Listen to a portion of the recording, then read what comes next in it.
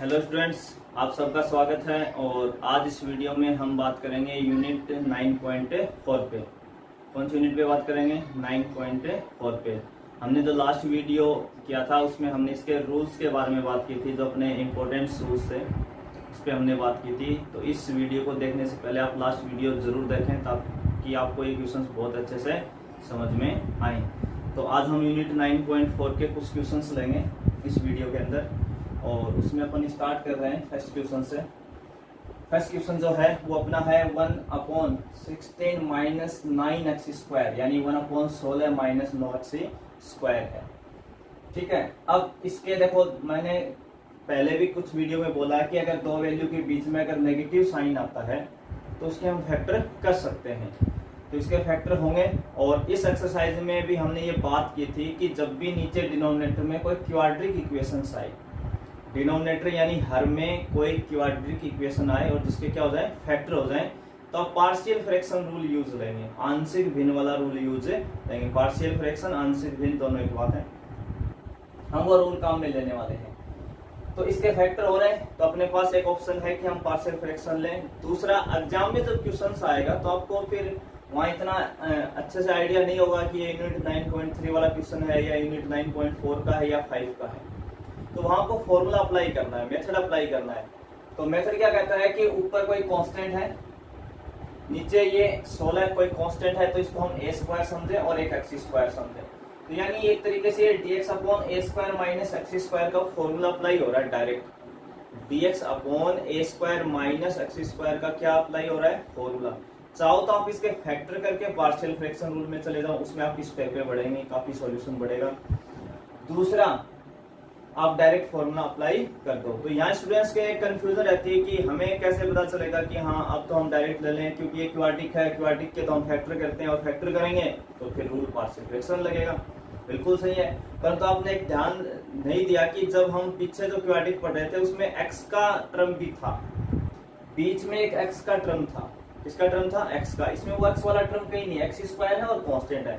तो जब भी ऐसी कोई क्वाड्रिक इक्वेशंस आपको मिले जिसमें x² का टर्म आए और कांस्टेंट आए, तब आप डायरेक्ट फॉर्मूला अप्लाई कर दें। ना तो आपको वो कंप्लीट स्क्वायर वाले मेथड में जाने की जरूरत है क्वाड्रिक वाले के, और ना ही पार्शियल फ्रैक्शन की जरूरत है, ये आप ध्यान रखेंगे। तो इसमें आपके पास दोनों ऑप्शन है, चाहे तो आप इसके फैक्टर कर लो या डायरेक्ट फॉर्मूला लगा लो। तो अपन इस पे डायरेक्ट फॉर्मूला लगा रहे हैं ताकि अपनी कम स्टेप में इजी रास्ते से क्वेश्चन हो। तो फॉर्मूला अप्लाई करें उससे पहले एक हमने फॉर्मूले में ये पढ़ा था कि x² का जो कोफिशिएंट है वो 1 होना जरूरी है। या तो आप पुट करके क्या होना चाहिए? 1 बनाने के दो रास्ते थे, या तो आप पुट करो t मानो, या फिर हम इस 9 को यहाँ से कॉमन ले लें तो x² का कोफिशिएंट 1 बन जाएगा। तो इसमें हम 9 कॉमन ले रहे हैं, तो जैसे आप 9 कॉमन लोगे तो बाहर 1/9 आएगा। अब यहाँ पे भी कई स्टूडेंट्स पहले मिस्टेक ये करते हैं कि नीचे से 9 कॉमन लिया, इंटू 9 कर देते हैं। इंटू 9 नहीं करना, आपको 1/9 लाना है, क्योंकि आप डिनोमिनेटर से कॉमन ले रहे हैं तो डिनोमिनेटर में 9 दिखा है नीचे। पहली गलती तो यही है। दूसरा, ऊपर 1.dx और dx आप लिख सकते हैं, कोई दिक्कत नहीं है। ये हो जाएगा 16 के पास कॉमन नहीं है तो 16 में आपने डिवाइड लगा दिया और ये बन गया x²। इसमें आप और इजी बनाना चाहो तो, ताकि आपको फॉर्मूले में समझ में आए, इसको हम लिख सकते हैं 4/3 का स्क्वायर माइनस x²। अब इस पे अपना ये फॉर्मूला अप्लाई करेंगे, dx/a² माइनस x² के इंटीग्रेशन का। ये हम फॉर्मूला लगा रहे हैं इसके ऊपर। तो ये आपका मान a का है, a का मान तो 4/3 है, तो a² कितना है? 16/9 है, और ये x की जगह है। तो फॉर्मूला क्या कहता है? 1/9 तो बाहर है ही। फॉर्मूला कहता है कि 1/2a, इसका इंटीग्रेशन कितना होता है? 1/2a। तो 2a कितना है? 4/3। लॉग मॉडल्स में क्या होता था? यहाँ a प्लस x, इसका फॉर्मूला ऊपर क्या आएगा? a plus x। तो a कितना है? 4/3 plus x upon a minus x plus c।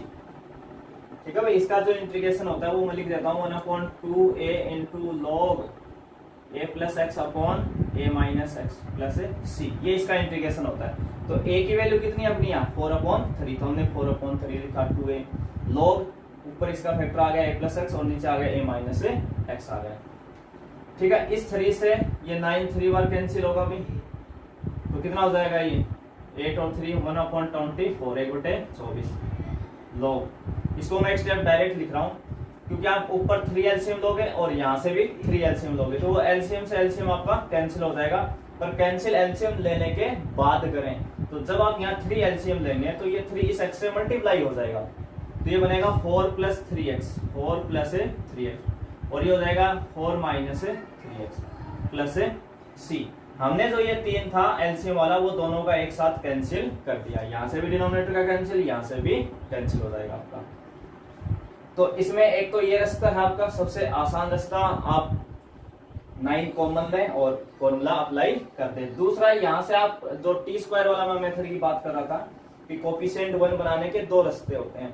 एक तो आपने 9 कॉमन लिया, दूसरा हम 9x² में क्या पुट करें कि t² बन जाएगी अपना, तो 3x को t माने, 3x को क्या माने आप t, 3x को अगर आप t पुट करते हो तो ये t² हो जाएगा आपका। t² कितना हो जाएगा 9x², वो मैंने लास्ट वीडियो में बताया था कि हम उसका स्क्वायर रूट काट के पता करते हैं हमेशा।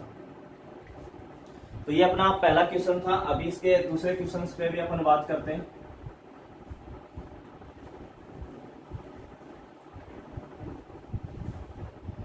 क्वेश्चन जो सेकंड है वो है आपका 1/x² - k36। ठीक है भाई, ये आपका क्वेश्चन है 1/x² - k36। अब वही बात है, ऊपर कांस्टेंट है, नीचे x² है और केवल कांस्टेंट टर्म है। x² - 36 के फैक्टर होंगे x + 6 × x - 6। a² - b² से डायरेक्ट कर सकते हैं, जैसे लास्ट क्वेश्चन में भी हम कर सकते थे। अब क्योंकि इसमें x² का टर्म है और केवल कांस्टेंट टर्म है, दो ही चीजें हैं अपने पास, x² का और x का, तो आप डायरेक्ट फॉर्मूला अप्लाई कर सकते हैं। आपको ज्यादा बड़े मेथड में जाने की जरूरत नहीं है। पार्शियल फ्रैक्शन से अपन बच रहे हैं एक बार के लिए। कब कब बच रहे हैं, जब हमें x² और कांस्टेंट टर्म मिलेगा तब हम बच सकते हैं। तो इसमें हम इसको ऐसे लिख सकते हैं ताकि आपको थोड़ा और समझ में आए। इसको हम x² - 6 का स्क्वायर बोल सकते हैं। 36 की जगह हम क्या लिख सकते हैं 6 का स्क्वायर। और इस पे वही फॉर्मूला जो अभी हमने बात की थी मैं यहाँ लिख देता हूँ, dx/x² - a² का 1/2a log x - a/x + a c, ये फॉर्मूला होता है। दोनों को जब आप कंपेयर करवाएंगे तो dx की जगह dx है, x² की जगह x² है, माइनस की जगह माइनस है, यहाँ 6 लिखा और यहाँ a, तो a की वैल्यू कितनी आ गई 6 आ गई। बस दोनों को कंपेयर करवाएं तो a की जगह कितना आ गया 6 आ गया, तो यहाँ 6 रख देंगे और यहाँ 6 रख देंगे। बस इतना ही काम करना, आपका फॉर्मूला अप्लाई हो गया। तो ये कितना हो जाएगा 1/2a, a कितना आया 6 log x - a यानी 6/x + a यानी 6 + a c, ये 12 हो जाएगा। बस आप 2 × 6 कितना हो जाएगा 12, 12। बस ये 12 करना, बाकी सारा सेम रहेगा। तो एक स्टेप पे इसका आंसर हमें मिल रहा है। नहीं तो आप पार्शियल फ्रैक्शन वाले रूल में भी जा सकते हैं। और अभी हम जो तीसरा क्वेश्चन लेने वाले हैं, ये अपना सेकंड क्वेश्चन था। अभी इसमें हमने नंबरिंग चेंज नहीं की, भूल गए। 3 नंबर जो क्वेश्चन लेंगे, इससे हम अपना पार्शियल फ्रैक्शन वाला रूल भी समझेंगे, उसमें कैसे हमें करना है। 3x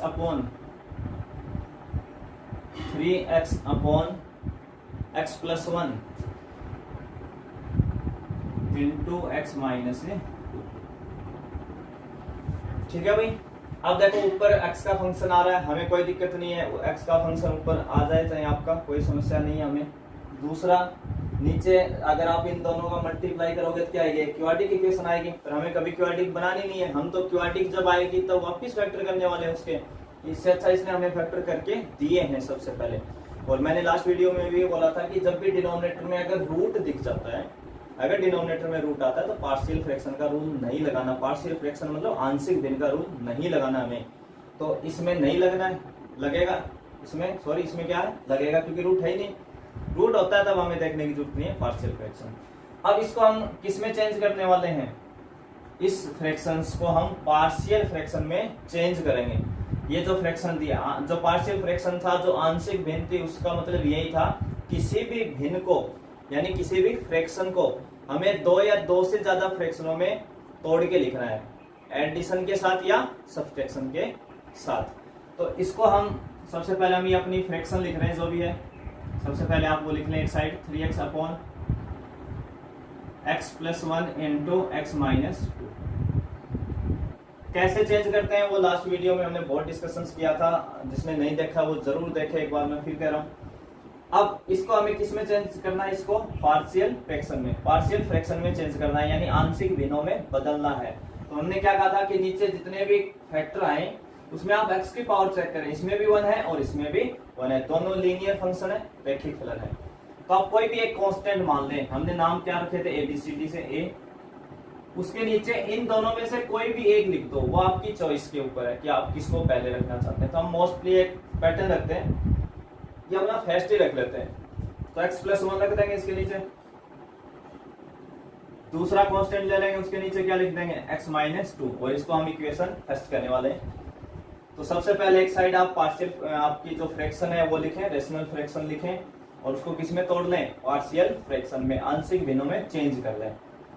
अब हमें क्या इस a और b की वैल्यू निकालनी है। क्या निकालनी है, इस पूरी कहानी में a और b को फाइंड आउट करना है, इसको बताना है कि a b कितना आने वाला है।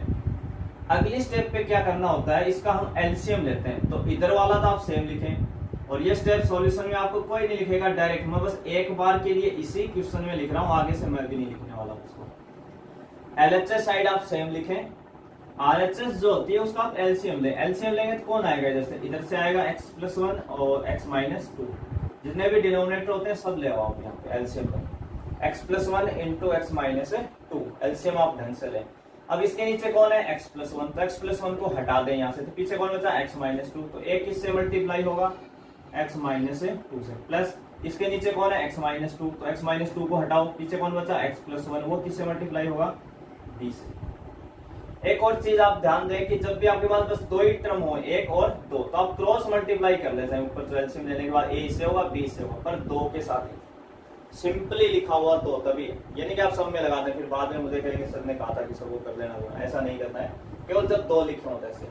अब देखो ये इससे कैंसिल हो जाएगा, ये क्या हो जाएगा, कैंसिल, तो इधर से क्या हो जाएगा 3x, इधर a इसके साथ गुणा हो गया, b x प्लस 1 के साथ गुणा हो गया। तो ये जो स्टेप है ना, ये एलसीएम लेने वाले आपको कोई नहीं दिखाने वाला है, सभी इसको डायरेक्ट लिखते हैं, और कैसे लिखते हैं वो अभी हम देखेंगे, अब वो हमें समझना है। अभी हमने क्या देखा कि इस साइड का जो एलसीएम आएगा वो हमेशा इसके बराबर आएगा, हमेशा इस साइड का जो एलसीएम आएगा आरएचएस का वो हमेशा एलएचएस के बराबर आएगा, और दोनों क्या होंगे अगली स्टेप में, कैंसिल होंगे। तो इधर से हमेशा कौन बचेगा, न्यूमरेटर, ऊपर वाली वैल्यू आपकी बचेगी। तो इधर से आप हमेशा न्यूमरेटर ले लें 3x, किसको ले लें, 3x को आप ले लें, वो a किससे गुणा होगा, x माइनस 2 से, एलसीएम सोच रहे हैं अपन डायरेक्ट, a किससे गुणा होगा, x माइनस 2 से, b किससे गुणा होगा, x प्लस 1 से, और इसको इक्वेशन 2 करें। ये स्टेप आपको हर जगह बुक में हर टीचर्स यही लिखवाएगा। तो मैंने एक बार समझा दिया कि हम हमेशा इसका क्या लेते हैं, एलसीएम लेते हैं, और एलसीएम के बाद में इसको क्या लिख देते हैं, सीधा, इसको क्या लिखेंगे, सीधा हम इसको लिख देंगे, ठीक है। अब देखो हमें क्या निकालना था, a और b, और जिनको थोड़ी दिक्कत है वो आराम से एलसीएम ले लें और फिर एक स्टेप बढ़ा के कर लें, कोई समस्या नहीं है, एक दो क्वेश्चंस में आप प्रैक्टिस करेंगे हो जाएगा, ऐसी कोई दिक्कत नहीं है इसमें। डायरेक्ट लिखना, इधर से हमेशा न्यूमरेटर लिखना है, एलएचएस साइड से हमेशा क्या लिखना है, न्यूमरेटर, इधर में दो है तो सीधा मल्टीप्लाई करके लिख दो, बस एलसीएम भी हो गया, कैंसिल भी हो गया, सारे काम हो गए आपके। अब हमें यहाँ से a और b निकालना है, a और b निकालना है तो दो रास्ते हैं अपने पास, एक तो हम कंपेयर करवाएं, कंपेयर का मतलब तुलना करवाएं दोनों साइडों की, किसकी, एक्स स्क्वायर की और कांस्टेंट टर्म की, या एक्स स्क्वायर की या एक्स की, पर एक्स स्क्वायर तो नहीं, इसमें हम किस किस की कंपेयर करवाएंगे, एक्स का और कांस्टेंट टर्म का। देखो मैक्सिमम पावर एक्स की 1 ही है, तो हमें किसका कंपेयर करवाना है, एक तो एक्स के कोफिशिएंट का और एक कांस्टेंट टर्म का, दो ही चीजों का करवाना। दूसरा उससे भी आसान रास्ता जो हम मोस्टली वही लेंगे सब में, इस x माइनस 2 में सोचिए आप, x माइनस 2 में हम x की जगह क्या रखें कि ये 0 हो जाए, अपनी वैल्यू कितनी है x माइनस 2, और आपको कोई पूछे कि इस x की जगह क्या रखें कि ये 0 हो जाए, तो कोई भी बता देगा कि यहाँ 2 रखते, 2 माइनस 2 कितना हो जाएगा, 0। जिसको ये प्रॉब्लम हो कि मुझे नहीं पता लगता डायरेक्ट कि मैं x की वैल्यू क्या रखूं कि 0 हो जाए, आप उस दिन उस वैल्यू के बराबर 0 रख देना। जैसे x+1 में आपको कोई पूछे कि इस x की जगह मैं क्या रखूं कि ये 0 हो जाए, तो बहुत सारे सोच जाएंगे कि -1 रखना है, और जो नहीं सोच पाए उस दिन वो क्या करेगा, उस वैल्यू के बराबर 0 रख देगा। जिसको आइडिया डायरेक्ट नहीं हो वो उस वैल्यू के बराबर क्या रख देगा, 0 रख देगा। और जैसे ही 0 रखोगे तो x चल के बताएगा आपको कि मैं कहाँ 0 होने वाला हूँ। ये एक उधर जाते हैं, x का मान कितना है -1, इस एक को इधर जाते हैं, यानी अगर x की वैल्यू आप -1 रखेंगे तो ये क्या हो जाएगा, 0 हो जाएगा। तो ऐसे ही आपको x की वैल्यूज पता करनी है, जितनी आप यहाँ पे दो वैल्यूज आपको मिल जाएंगे आसानी से। तो वो कैसे करनी है, एक इस वाले फैक्टर से एक इस फैक्टर से, या यहाँ पे जितने फैक्टर आए थे उन सब के बराबर 0 रखते हैं। x+1 बराबर 0 रख लें, x की वैल्यू आ जाएगी। इसमें x-2 बराबर 0 रख लें, x की वैल्यू आ जाएगी। और वो x की वैल्यू इसमें रखेंगे। फायदा क्या होगा, जिस दिन आप 2 यहाँ रखोगे तो a 0 होगा तो b मान दे जाएगा। जिस दिन इसमें -1 रखा तो b 0 हो गया, a वैल्यू दे जाएगा। तो एक आपको कोई मान दे जाएगा हर बार। तो हमने यहाँ किसी को अगर कंफ्यूजन है, मैं तो फिर बता रहा हूँ कि हम x की वैल्यू क्या क्या पुट करें, हमें कहाँ से पता चलेगा कि x की कौन सी वैल्यू लेनी है। तो आप दो तरीके से नोटेशन कर सकते हैं या नोटिस कर सकते हैं। एक तो आप ये जो a/b/c जो भी लिखते हैं इनके बराबर 0 रख लो। x+1 बराबर 0 रखा तो x की वैल्यू -1 आई, x-2 बराबर 0 रखा तो 2 आई, वो रखने। दूसरा यहाँ a के इंटू में जो भी आ रहा है x-2 उसके बराबर 0 रख लो, b के इंटू में x+1 आ रहा है उसके बराबर 0 रख लो। तो फैक्टर तो वही है सारे, तो उनके बराबर 0 रख के x की वैल्यू निकालनी है। तो अपनी x की वैल्यू कितनी आई यहाँ पे, put x is equal to, एक तो -1 आया और एक 2 इन इक्वेशन सेकंड। हम x की दो वैल्यू रख रहे हैं, एक तो -1 और एक 2। -1 आया x+1 से और 2 आया x-2 से। तो फर्स्ट हम -1 लिख रहे हैं। तो देखो 3x लिखा हुआ है, 3x का मतलब होता है कि 3 गुणा x, और x की वैल्यू कितनी रख रहे हो आप, -1। तो 3 को -1 से गुणा करोगे तो कितना आ जाएगा, -3 आ जाएगा। यानी 3x का मतलब होता है x का जो भी आप मान रखोगे वो 3 से गुणा होने वाला है। तो यहाँ x की जगह हम कितना रख रहे हैं, -1। तो वो -1 इस 3 से मल्टीप्लाई होगा तो -3 देगा आपको। बराबर लिखा है, बराबर। यहाँ a ब्रैकेट इस x की जगह कितना लिख रहे हैं, -1 और -2 लिखा हुआ प्लस b इंटू -1 प्लस 1। इस चीज को कोई शो नहीं करेगा, बस मैं एक बार लिख के दिखा रहा हूँ। -1 प्लस 1 कितना हो गया, ये पूरा 0, और इस 0 को b से गुणा करोगे तो ये 0। आपको हमेशा जिससे वैल्यू आनी है वो वैल्यू लिखें। पता है इसमें -1 रखते 0 तो इसको लिखना ही नहीं है, आप तो इस पे फोकस करें। ये -3 हो गया और ये कितना हो जाएगा भाई, -2 -1 जुड़ के हो गया -3, और a से मल्टीप्लाई होगा तो -3a। तो a की वैल्यू कितनी आ गई, 1। -3 से -3 कैंसिल, तो a का मान कितना आ गया, +1। अब हमें बस b की ओर चाहिए, तो अगला हम कितना रखने वाले हैं, 2। तो यहाँ देखो इस x की जगह 2 रखेंगे, तो ये 2 किससे गुणा होगा, 3 से। तो 2 इंटू 3 कितना होता है, 6। अब देखो इसमें आपने 2 रखा तो 2 - 2 कितना हो गया, 0। तो a 0 हो गया, लिखने की जरूरत नहीं है। अब तो b में आओ डायरेक्ट, b 2 + 1 तो 6 इज इक्वल टू 2 और 1 जुड़ के हो गया 3b। तो b बराबर कितना हो जाएगा भाई, 2। 3 का भाग दे देंगे आप 6 में, तो b की वैल्यू कितनी आ गई, 2। तो इस मेथड में आपको पहले किस में लाना है, पार्शियल फ्रैक्शन में लाना है, फिर एलसीएम लेना है और फिर उसमें x की वैल्यू पुट करवानी है। मैं ये भी बताऊंगा कब कब पुट होती हैं और किन स्थितियों में, 2 केस में नहीं होती हैं। जैसे जैसे क्वेश्चन आएंगे हम बताते जाएंगे। तो a का मान आ गया और b का। अब ये a का मान आपको यहाँ रखना होता है, b का मान यहाँ रखना होता है, और इसके आप क्या लगा देंगे, सबके इंटीग्रेशन का साइन लगाते हैं। पर ये चीज यहाँ नहीं लिखनी, ये हम नीचे लिखेंगे डायरेक्ट। मैं आपको समझा रहा हूँ कि आपको a की वैल्यू पुट करनी है, यहाँ b की इंटू dx आ जाएगा, इसके भी dx आ जाएगा, क्योंकि हम dx के रेस्पेक्ट में करेंगे, यहाँ भी dx आ जाएगा। तो आपको क्या करना है, a और b की जगह वैल्यू पुट करनी है। मैं हटा देता हूँ सब, एक बार समझने के लिए था अपना।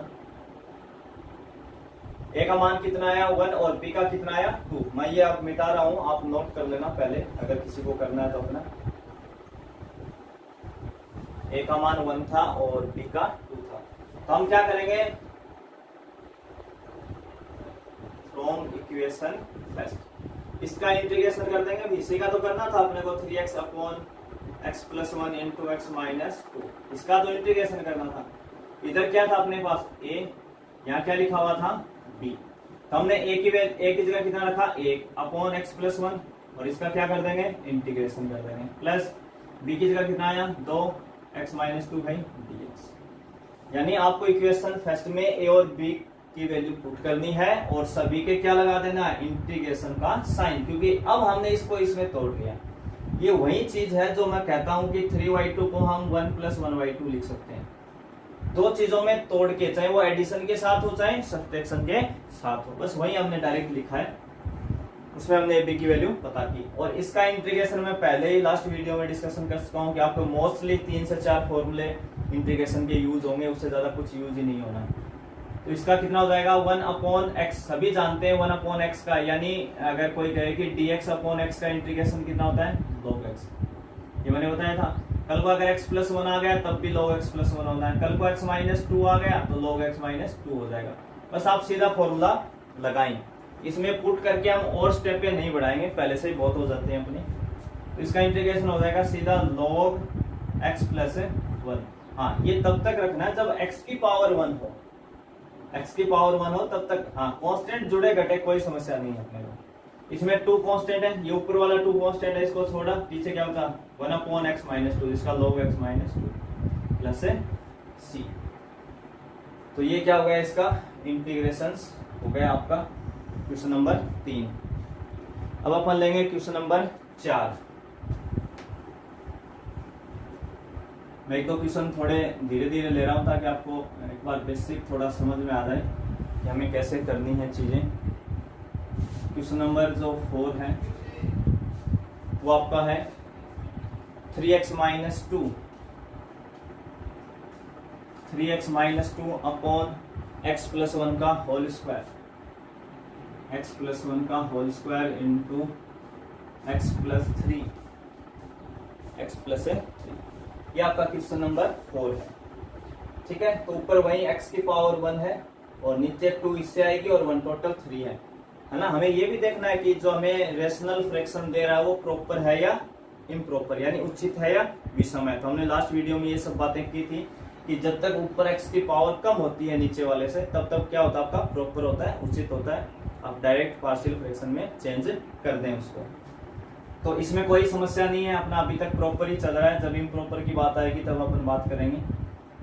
तो क्योंकि जिस दिन आप इसका होल स्क्वायर खोलोगे तो एक क्वाड्रेटिक खुलेगी, 2 पावर इसकी और इनटू में x हो रहा है, तो टोटल ये क्यूबिक इक्वेशन बनेगी सारा मल्टीप्लाई के बाद में। तो नीचे पावर 3 है, ऊपर 1 है, कोई दिक्कत नहीं है। पीछे वाले क्वेश्चंस में भी कोई प्रॉब्लम नहीं थी।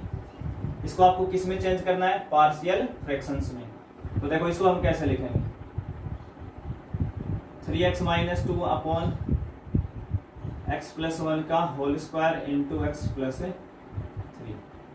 तो इसमें x की पावर 1 है और इसमें भी x की पावर 1 है, दोनों लीनियर फंक्शन है, पर इस पे होल स्क्वायर लगा हुआ है। इस पे क्या लगा हुआ है, होल स्क्वायर। तो पहले मैं क्या करता हूँ, कोई भी एक कांस्टेंट लिया a, उसके नीचे मैं x + 3 को लिख देता हूँ, क्योंकि एक अकेला सिग्नल है। पहले हम इसका काम कर देते हैं, x + 3। अब क्या लिखा हुआ है, x + 1 का होल स्क्वायर। तो जब हमने लास्ट वीडियो में रूल्स की बात की थी तब मैंने कहा था कि अगर पावर 2 होगी तो पहले आप 1 लेंगे फिर 2 लेंगे, या पहले 2 लेंगे फिर 1 लेंगे, वो आपके ऊपर है। या तो पावर बढ़ाते चले या घटाते चले। तो हम कोई भी एक कांस्टेंट लेंगे b और उसके नीचे लिख देंगे x + 1, और फिर कोई एक और कांस्टेंट लेंगे c, जिसके नीचे क्या लिखेंगे, x + 1 का होल स्क्वायर। इसको इक्वेशन फर्स्ट करेंगे। मैं फिर बता रहा हूं, ये तो सिंपल था। हमने लिखा जब भी होल स्क्वायर आए तो पहले 1 पावर फिर 2 पावर, या पहले 2 पावर फिर 1 पावर, उससे कोई फर्क नहीं पड़ना। ABC को आगे पीछे करोगे तो वैल्यू आगे पीछे हो जाएगी। तो आप इसको ऐसे लिखें, ठीक है। अब इसमें आपको क्या करना है, एलसीएम लेना है। एलसीएम के लिए मैंने क्या कहा था, जो इस साइड, कईयों को कंफ्यूजन होती है कि एलसीएम कितना आएगा। एलसीएम ये आएगा हमेशा, जो एलएचएस साइड का डिनोमिनेटर होता है, एलएचएस साइड का जो डिनोमिनेटर होता है वो इधर वाले का ही एलसीएम आता है। आपको सोचने की भी जरूरत नहीं है। तो इधर भी वही एलसीएम आएगा जो इधर है, दोनों एलसीएम कैंसिल। तो इधर से हमेशा कौन बचेगा, मैंने कहा था कौन बचेगा, यहाँ 3x - 2 न्यूमरेटर बचेगा। तो आप सीधा लिखें 3x - 2। एक किससे गुणा होने वाला है, एक नीचे कौन है, x + 3। तो आप ये एलसीएम है, इस साइड का एलसीएम यही तो आएगा। तो एलसीएम तो ये लिखा हुआ आपका, आप इस साइड से मैचिंग करा सकते हैं। x + 3 का एक नीचे कौन है, x + 3। तो आप यहाँ से x + 3 को हटाएंगे तो कौन बचा, 1 इंटू में एक्स प्लस वन का होल स्क्वायर। बी के नीचे कौन है, एक्स प्लस वन।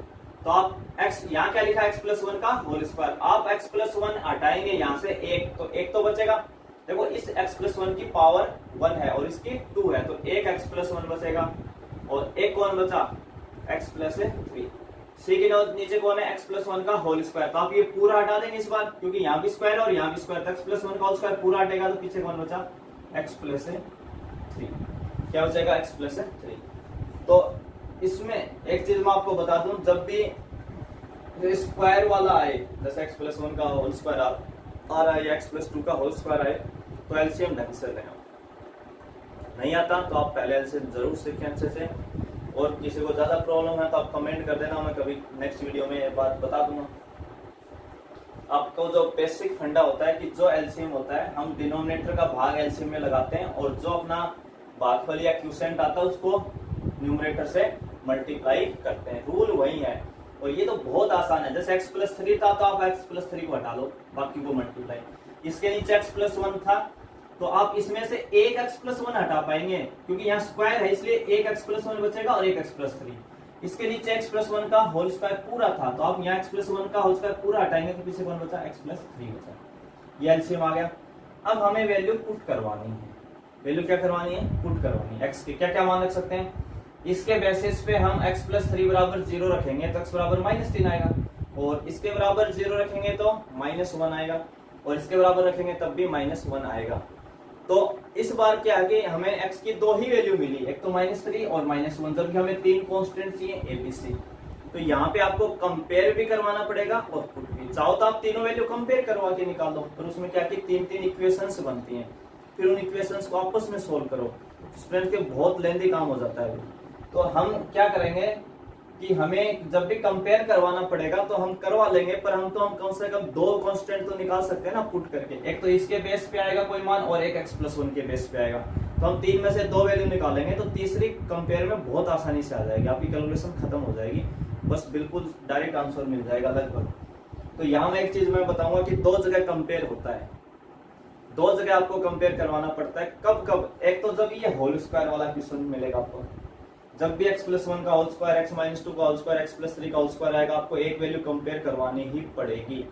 दूसरा, एक यहाँ कभी कभी जो हम bx प्लस c वाली फॉर्म लिखते हैं, जहाँ जब ये x स्क्वायर प्लस 1 आएगा, क्या आ जाए, यहाँ x प्लस 3 की जगह क्या आ जाता, x स्क्वायर प्लस 3 आ जाता है, x स्क्वायर प्लस 1 आ जाता। एक वहां कंपेयर, 2 टाइप के क्वेश्चंस में कंपेयर करवाना पड़ता है, परंतु उनमें आपके पास एक एक वैल्यू पुट भी जरूर होगी, या तो एक पुट होगी या 2 पुट जरूर हो जाएगी। तो जितनी हम पुट कर सकते हैं वो करेंगे ताकि कुछ तो वैल्यू आए अपने पास। तो हम एक तो x प्लस 3 बराबर 0 रखा था, x का मान कितना, देखो x प्लस 3 बराबर 0 रखा तो x बराबर कितना है, -3। एक x प्लस 1 बराबर 0 रखा तो x बराबर कितना है, -1। तो 2 वैल्यू मिल गई अपने को x की, तो 2 तो रखें कम से कम, पहले 2 तो निकालें। तो हम इसको हम क्या देते थे हमेशा, इक्वेशन 2। तो put x is equal to -1 -3 in equation second. समीकरण 2 में x बराबर -1 और -3 रखने पर, तो सबसे पहले हम -1 रख रहे हैं अभी, तो 3x में इस x की जगह -1 रखेंगे तो ये -3 हो जाएगा, -2 है, इधर -1 प्लस 1 0, -1 प्लस 1 0, और ये -1 c के साथ कितना है, -1 प्लस 3। टोटल कितना है, देखो -3 -2 जुड़ के हो गए -5, और 3 में से गया तो 2c, तो यहाँ से c की वैल्यू आ गई -5/2। c की वैल्यू कितनी मिल गई, -5/2। देखो यहाँ पे है ना, हम वही वैल्यू लिखते हैं जो हमें आंसर देगा c का मान। जैसे यहाँ -1 प्लस 1 0 हो रहा था, एक को 0 से गुणा करेंगे 0, ये -1 प्लस 1 0, इसको 0 कर देगा, तो वो वैल्यू हम कभी नहीं लिखेंगे, हम उस पर फोकस करेंगे जो हमें आंसर देने वाला है। ऐसे ही -3, तो देखो यहाँ x की जगह -3 लिखोगे तो ये -3 से होगा तो -9 और -2 आपके पास है। ये 0 3 -3 रखने पे, ये 0 -3 रखने पे इस बार ये देगा, तो a इंटू -3 प्लस 1 का होल स्क्वायर, तो -9 और -2 हो गया -11, और 1 -3 यानी -2 का स्क्वायर प्लस के 4a, तो a कितना आ जाएगा, -11/4 या -11/4। 2 वैल्यू आगे भी, a आ गया और c आ गया, बच गया कौन, b। बी को हमें निकालना है, तो आपको कंपेयर करवाना पड़ेगा। क्या करवाना पड़ेगा? Compare both side the coefficient of x square, यानी हम दोनों साइड से या दोनों पक्षों से किसकी तुलना, किसका कंपेयर करवा रहे हैं? एक्स स्क्वायर के कोफिशिएंट का। एक्स स्क्वायर का कोफिशिएंट मानी एक्स स्क्वायर का गुणांक, और एक्स स्क्वायर का गुणांक मतलब जो एक्स स्क्वायर के गुणा में होता है वो एक्स स्क्वायर का क्या होता है? गुणांक होता है। कैसे तुलना कैसे करते हैं? देखो ये भी हमें बहुत सीखने वाली अच्छी बात है। अब देखो एलएचएस साइड ये है अपनी, इस पूरे में कहीं भी एक्स स्क्वायर आपको दिख रहा है क्या? नहीं दिख रहा, कहीं एक्स स्क्वायर है ही नहीं। और जब कोई चीज आपको नहीं मिले तो उसका कोएफिशिएंट कितना होता है? 0, क्योंकि यहाँ इसके साथ आप ऐसे लिख सकते थे 0 इंटू एक्स स्क्वायर। तो एक्स स्क्वायर अब इसमें कहीं नहीं है एलएचएस साइड में, इसलिए एक्स स्क्वायर का कोएफिशिएंट कितना हो गया? 0। फिर बराबर का साइन है, बराबर। अब यहाँ से है ना, देखो a इंटू एक्स प्लस 1 का होल स्क्वायर लिखा है, तो यहाँ से कईयों को एक्स स्क्वायर दिखता ही नहीं है। क्यों नहीं दिखता? क्योंकि वो अंदर उसको एक्स दिखता है, बाहर स्क्वायर पे उसका माइंड जाता है नहीं कि जिस दिन इसका होल स्क्वायर खुलेगा उस दिन तो एक्स स्क्वायर देगा ना। क्या लिखा हो, मैं इसको यही सोल्व करके दिखाता हूँ। a इंटू एक्स प्लस 1 का होल स्क्वायर आप खोलेंगे तो कितना आएगा? X square plus 2x plus 1, और ये a एक्स स्क्वायर से भी गुणा है, 2x से भी गुणा है और इस 1 से भी गुणा है, परंतु हमारा इंटरेस्ट किसमें? केवल एक्स स्क्वायर में। तो जिस दिन a इस एक्स स्क्वायर से गुणा होगा तो एक्स स्क्वायर का कोएफिशिएंट कौन बना? a ही गुणा हुआ भाई, a बनेगा प्लस। अब इन दोनों में भी कईयों को एक्स स्क्वायर नहीं दिखता, परंतु ये एक्स जिस दिन एक्स इस एक्स से गुणा हो जाएगा तो कितना देगा? एक्स स्क्वायर देगा। और कौन गुणा है साथ में? b, तो एक्स स्क्वायर का कोएफिशिएंट कौन आया? b आया। कितना आया? b। और इसमें x केवल x है तो इसमें एक्स स्क्वायर का कोएफिशिएंट है नहीं, तो 0 हो जाएगा, c हमें नहीं आएगा। तो यहाँ होल स्क्वायर खोला तब एक्स स्क्वायर आया तो गुणा में a था, इसलिए a, और इस x का इस x से जिस दिन गुणा होगा उस दिन एक्स स्क्वायर का कोएफिशिएंट कौन बनेगा? b बनेगा। तो हमने क्या लिखा यहाँ पे? b लिखा। हर चीज को बहुत सोच समझ के ढंग से लिखना है। हर चीज आपको ऐसे नहीं देगा। कई बार जैसे x प्लस 1 x प्लस 3 लिखा है तो कई सोचते हैं सर है ही नहीं एक्स स्क्वायर, तो इसके अंदर एक्स स्क्वायर तो मुझे मिला ही नहीं। अरे मिलेगा, जिस दिन दोनों को गुणा करेगा ना उस दिन तेरे को एक्स स्क्वायर भी मिलेगा। तो आप ये सोचेंगे कि क्या लिखा हुआ है, देखो b इंटू में इस x का इस x से गुणा करो एक्स स्क्वायर, इस x का 3 से गुणा करो 3x, इस 1 का x से करो x और 3 का x से करो तो 3। परंतु ये b जिस दिन इससे गुणा होगा तो b एक्स स्क्वायर बनेगा, तो b आ गया एक्स स्क्वायर का। इससे हमें कोई लेना देना नहीं कि आगे क्या बन रहा है, क्योंकि हमें केवल इंटरेस्ट किसमें फिलहाल एक्स स्क्वायर में है। तो आप एक्स स्क्वायर का देखें बस ढंग से। तो a प्लस बी बराबर 0 हो गया। हमें किसकी वैल्यू चाहिए थी? b की, तो b बराबर कितना हो जाएगा? Minus a। तो a की वैल्यू खुद माइनस में है और यहाँ माइनस माइनस क्या हो जाएगा? प्लस। तो ये कितना हो जाएगा? 11/4। तो a का मान आ गया, b का मान आ गया, c का। ये वैल्यू आपको कहाँ पुट करनी है? हमेशा इक्वेशन फर्स्ट में। यहाँ a की जगह रख देंगे, यहाँ b की जगह, और c का मान c की जगह। तीनों वैल्यूज रख देंगे और इंटीग्रेशन से कर देंगे। तो मैं अब इसको मिटा रहा हूँ, पहले आप इसको नोट कर लेना यहाँ तक जिसको करना है। इससे आगे का हम क्या लिखेंगे वो लिखने वाले हैं। ए बी सी की वैल्यू मैं इधर लिखे रहने देता हूँ एक बार। ये अपने ए बी सी के तीनों मान हैं। तो ये वैल्यू हमें हमेशा कहाँ रखनी है? फ्रॉम इक्वेशन फर्स्ट से। इसका मैंने क्या बताया था? इंटीग्रेशन ले लेंगे 3x minus 2 upon x plus 1 का whole square into x plus 3 into dx। पहले a की जगह a का मान रख दो। कितना a का मान? माइनस 11/4। हमें पता है कि हम कांस्टेंट को हमेशा बाहर लाते हैं, तो ये बाहर आ जाएगा 1 अपॉन एक्स प्लस 3 अंदर। देखो a की जगह लिखा था पर a की वैल्यू क्या थी? कांस्टेंट, तो उसको हमने इंटीग्रेशन से बाहर कर दिया। b का मान कितना है? प्लस 11/4। ये भी कांस्टेंट है, बाहर इंटीग्रेशन का साइन आ जाएगा 1 upon x plus 1 into dx। c कितना आया? माइनस 5/2। ये भी बाहर 1 अपॉन एक्स प्लस 1 का होल स्क्वायर इंटू dx। तो हमने a की जगह a का मान रख दिया, b की जगह b का मान रख दिया, c की जगह c का मान रख दिया। a का मान रखा कांस्टेंट था, बाहर आ गया, b का रखा बाहर आ गया, c का रखा सब बाहर आ गए। अंदर क्या बच गया? 1 अपॉन एक्स प्लस 3। और देखो इन चीजों को हम कई बार डायरेक्ट ऐसे भी लिख देंगे dx अपॉन एक्स प्लस 3। तो आप कंफ्यूज ना हो, ये वही है 1 upon x plus 3 dot dx या dx अपॉन एक्स प्लस 3। तो हम क्या करेंगे? हमेशा कांस्टेंट बाहर लिखेंगे, dx ऊपर आ जाएगा, नीचे जो भी वैल्यू थी अपनी वो आ जाएगी। तो ऐसे लिखें या ऐसे लिखें, कंफ्यूज नहीं होना आपको, दोनों एक ही बात है। तो ये कितना हो जाएगा, -11/4 कांस्टेंट था, छोड़ा, इसका इंटीग्रेशन कितना होने वाला, वही log x + 3 plus 11/4 log x + 1 -5/2। इसका इंटीग्रेशन का कौन सा फॉर्मूला लगा इस पे, ये बना dx/x²। dx/x² का इंटीग्रेशन होता है -1/x, -1/x, और x की जगह कौन है, x + 1 है। ये ध्यान रखें भाई, हम पुट नहीं करवा रहे, हम डायरेक्ट लिख रहे हैं। और ये सारे फॉर्मूले डायरेक्ट कब कब लगते हैं, जब x का लीनियर फंक्शन हो, यानी x की पावर 1 हो अंदर, तो x² वाले पे x + 1 का होल स्क्वायर भी काम करेगा, क्योंकि इस x की जगह यहाँ कौन है, x + 1 का होल स्क्वायर है, तो आप नीचे x की जगह x + 1 लिख देंगे बस सीधा। अब यहाँ से देखो, इन दोनों में 11/4 का आंसर क्या, एक स्टेप बढ़ा के लिखेगा। तो जैसे हम यहाँ से 11/4 कॉमन लेंगे तो ये प्लस का हो जाएगा और ये माइनस का, तो ये बना log m, ये बना -log n, और दो log के बीच में माइनस हो तो किस में आ जाते हैं, वो डिवाइड में आ जाते हैं। ये चीजें हम 11th में पढ़ चुके हैं। तो हम क्या करें, 11/4 तो ले लिया कॉमन, जैसे कॉमन लेंगे तो ये log m बनेगा और ये log n माइनस का, -log n, तो क्या लिखेंगे, log m का मतलब x + 1 अपॉन n, यानी x + 3। हमने एक स्टेप कम कर ली, माइनस माइनस ये प्लस हो जाएगा 5/2 इंटू x + 1 प्लस c। तो ये आपका सॉल्यूशन होगा। तो एक तो आप ये ध्यान रखेंगे, जब भी ये होल स्क्वायर वाला क्वेश्चन आएगा तो आपको एक वैल्यू जरूर कंपेयर करवानी पड़ेगी, अगर एक के ऊपर होल स्क्वायर लगा तो एक तो आपको कंफर्म ही क्या करवाना पड़ेगा, कंपेयर करवाना पड़ेगा। एक क्वेश्चन और जो पैटर्न आएगा आगे उसमें कंपेयर, तो मैं आपको ये भी बता रहा हूँ कि आप क्वेश्चन देख के ही सोच सकते हैं कि मुझे इसमें कंपेयरिंग की जरूरत पड़ेगी या नहीं पड़ेगी, आप पहले ही बता सकते हैं। एक क्वेश्चन और ले रहे हैं अपन इसमें 5 का, x², तो क्वेश्चन है वो आपका x² upon x + 1 x - 2 x + 3, x + 1 x - 2। देखो बुक में यहाँ x - 3 लिखा हुआ है, मैं पहले बता देता हूँ, बुक में यहाँ x - 3 लिखा हुआ है और हम ले रहे हैं x + 3।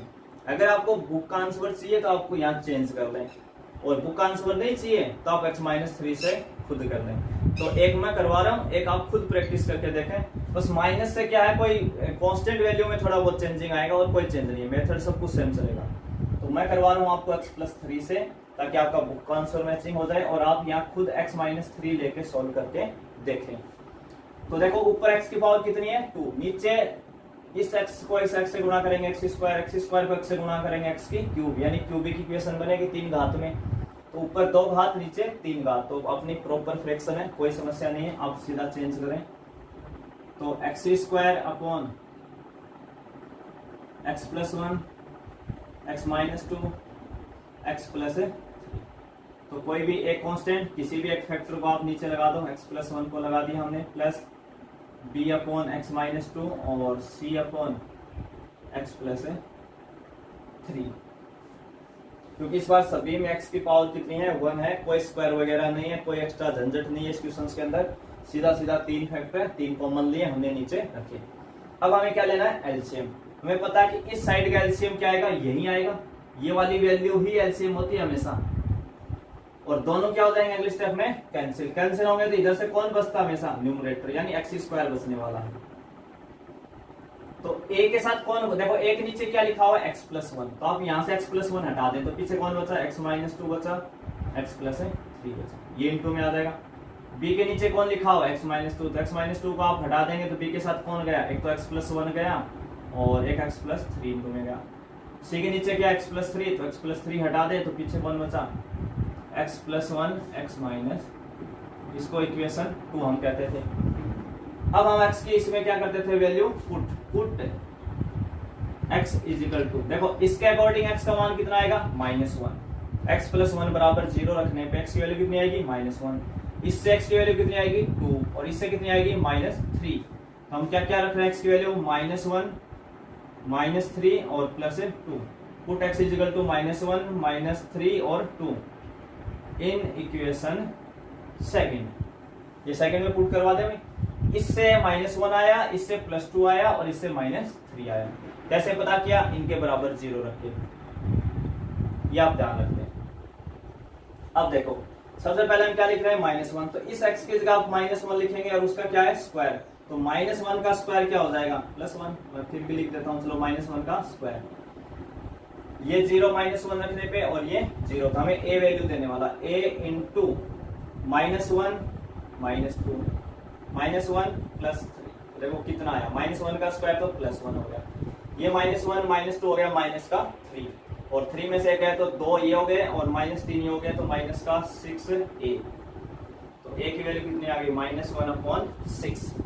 a की वैल्यू कितनी आ गई? -1/6 आ गई। ठीक है, अब दूसरा कितना रखेंगे? -3। तो -3 का स्क्वायर हो जाएगा, ये 0 और ये 0 ये देगा आपको, तो c इंटू -3 +1 और -3 -2 कितना आया? ये तो -3 का स्क्वायर हो गया +9।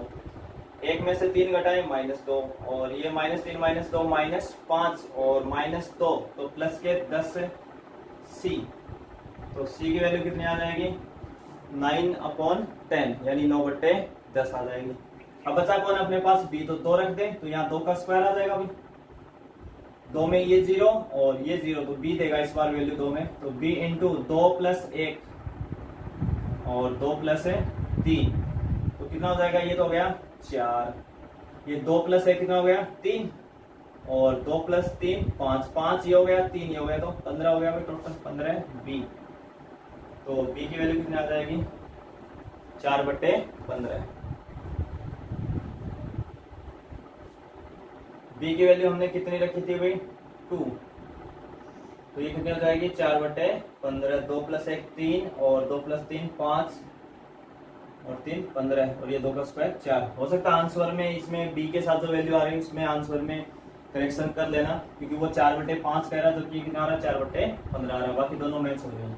तो ये हमने किसकी वैल्यू निकाली? a, b और c की। ये कहाँ रखनी होती है? यहाँ a का मान, यहाँ b का और यहाँ c का रख के क्या करना है? इनका इंटीग्रेशन करना है। तो मैं इसको मिटा देता हूं, अपने a, b, c काम की वैल्यू रख देते हैं। तो ये सब आपको कहाँ रखना है? From equation first. तो इधर क्या लिखा हुआ है? x² upon x + 1 x - 2 x + 3, इसका इंटीग्रेशन हुई। यहाँ a की वैल्यू, a कितना है? -1/6, कांस्टेंट था बाहर। अंदर देखो 1/x + 1 लिखे या सीधा dx/x + 1, एक ही बात है, कंफ्यूज नहीं होना है। b की वैल्यू कितनी आई? 4/15 बाहर, और यहाँ dx अपॉन कितना हो गया? x - 2। यहाँ 1 लिखेंगे इंटू dx लिखेंगे, वो एक ही बात है। c की वैल्यू कितनी आई? 9/10, हो जाएगा dx/x + 3। ये हमने abc की वैल्यू रख दी वापिस इक्वेशन फर्स्ट में, और सबका क्या कर दिया? इंटीग्रेशन लगा दिया। अब इन सब के हम कर रहे हैं वापिस सीधा सीधा इंटीग्रेशन है। -1/c ये कितना हो जाएगा? log x + 1, 4/15 ये कितना हो जाएगा? log x + x - 2 plus 9/10 log x + 3 और प्लस c। तो मैंने कहा था कि सबसे ज्यादा यूज होगा वो फॉर्मूला कौन सा है? log वाला। dx/x का log x होता है, तो dx/x + 1 का क्या हो जाएगा? log x + 1 हो जाएगा। ऐसे इसका log x - 2, इसका log x + 3। तो इस क्वेश्चन में 2 करेक्शंस हैं, एक तो यहाँ x + 3 के हिसाब से ये है, और इसमें भी आंसर तो 4/5 लिख रहा है, 4/5 और 4/15 आ रहा है। इसको आप चेक कर लें या चेंज कर लें अपना आंसर, और माइनस वाला आप खुद ट्राई करें। तो इस वीडियो में हम क्वेश्चन कर रहे हैं 1 से 5 ही सोल्व, आगे हम 6 से स्टार्ट करेंगे नेक्स्ट वीडियो के अंदर। यहाँ तक आप सभी का धन्यवाद।